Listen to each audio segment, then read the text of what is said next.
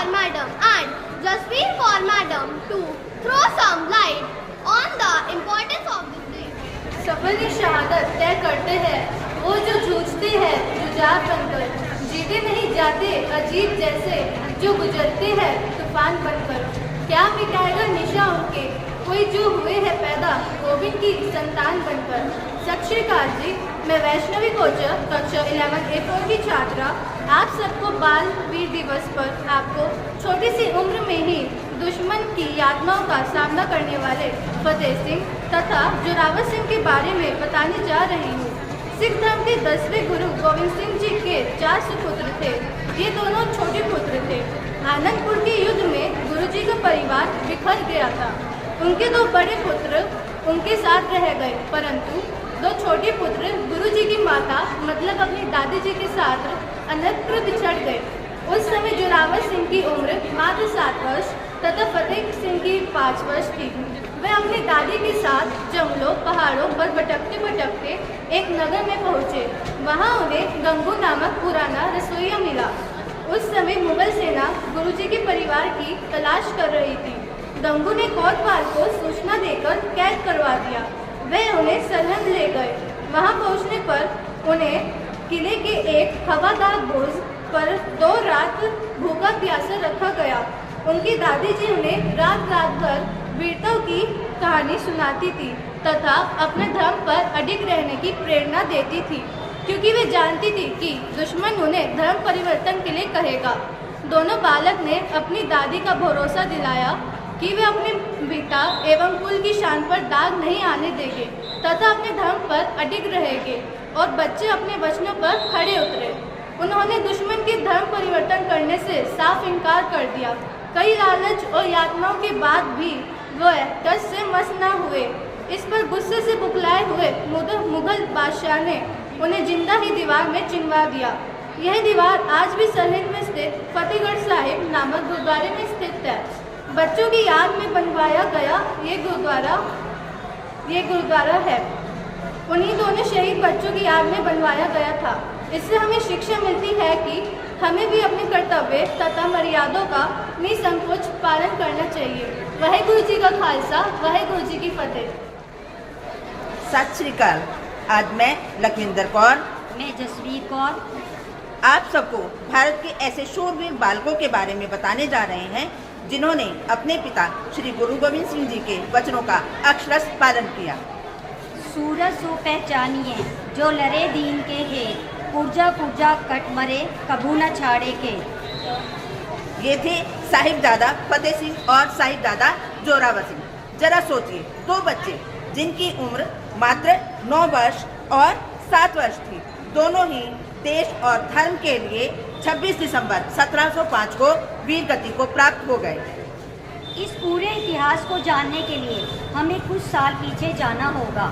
इस संघर्ष की शुरुआत सन 1705 में हुई, जब दुश्मन ने गुरु गोविंद सिंह जी को आनंदपुर का किला छोड़ने के लिए कहा। गुरुजी नहीं चाहते थे कि धरती खून से रंगे, इसलिए उन्होंने परिवार सहित किले को छोड़ना स्वीकार किया। गुरुजी अपने परिवार और कुछ सिंहों के साथ जा रहे थे। दुश्मन ने धोखे से उन पर हमला कर दिया। उधर सरसा नदी में तेज बाढ़ आई हुई थी। एक तरफ सरसा नदी का पानी और दूसरी तरफ दुश्मन का हमला। गुरुजी का परिवार आपस में बिछड़ गया। वाटा लंबिया ते रसता पहाड़ दा, तोरे जांदे गुरा दे लाल जी, सरसा नदी ते विछोड़ा पै गया, उस वेले दा सुन लो हाल जी।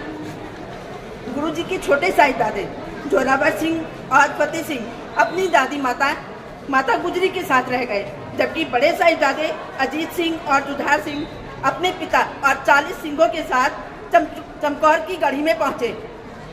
छोटे साहिबजादे जंगलों पहाड़ों को पार करते हुए एक नगर में पहुंचे, जहां उन्हें अपना एक पुराना रसोइया गंगू मिला। वह उन्हें अपने घर ले गया, परंतु पैसे के लालच में उसने माता गुजरी जी और दोनों साहिबजादों के बारे में सूबेदार को खबर की और उन्हें कैद करवा दिया। उधर गुरुजी अपने दोनों बड़े साहिबजादों और 40 सिखों के साथ चमकौर की गढ़ी में पहुंचे। चिड़िया तो मैं बाज लड़ावा, गिदड़ा नू मैं शेर बनावा, 1.25 लाख ना एक लड़ावा, ता गोविंद सिंह नाम कहावा। इधर इस जय घोष के साथ गुरु गोविंद सिंह ने दुश्मन की 10 लाख सैनिकों के साथ अपने 2 सपूतों और 40 सिखों को युद्ध करने के लिए भेजा। सभी ने पूरी वीरता के साथ युद्ध किया और अंत में शहादत को प्राप्त किया। इधर दोनों छोटे साहिबजादे मैं माता गुजरी जी को सरन के ठंडे बुर्ज, जो कि बहुत ही ऊंचाई पर था और सर्दी भी कह ढा रही थी, 2 दिन व 3 रात तक रखा गया, लेकिन दोनों साहिबजादे दुश्मन के आगे नहीं झुके। उस ठंडे बुर्ज में रखने के बाद दोनों को सूबेदार की कचहरी में पेश किया गया, जहां उन्हें धर्म परिवर्तन के लिए प्रलोभन व धमकियां भी दी गई। लेकिन गुरु गोविंद के वीर पुत्र कहां डगमाने वाले थे, वे अपने निश्चय पर अडिग रहे। क्रोध में आकर सूबे ने दोनों को जिंदा दीवार में चिनवाने का आदेश दे दिया। आदेश सुनकर बच्चे हंसकर क्या कह रहे थे, सुनिए। बच्चे मानो कह रहे थे, गोविंद दे लाल सूबिया समझी ना डर जान गई, बोले सो निहाल बोल के निहा विच खड़ जान गई। सूबेदार इस बात पर और नाराज हो गया और उसने जल्लादों को दीवार में चिनवाने का आदेश दे दिया। जल्लादों को दीवार करने का आदेश दे दिया। दीवार ऊंची होती गई, परंतु हिंद के वीर सपूत बोले सोनियाल के नारे लगाते रहे। दीवार सीने तक आ जाने पर दोनों साहिबजादे बेहोश गिर पड़े और दीवार भी गिर गई, मानो दीवार भी रो रो कर दुख बयां कर रही हो। सपूतों की सांसें अभी भी चल रही थी, परंतु दुश्मन से यह बर्दाश्त नहीं हुआ।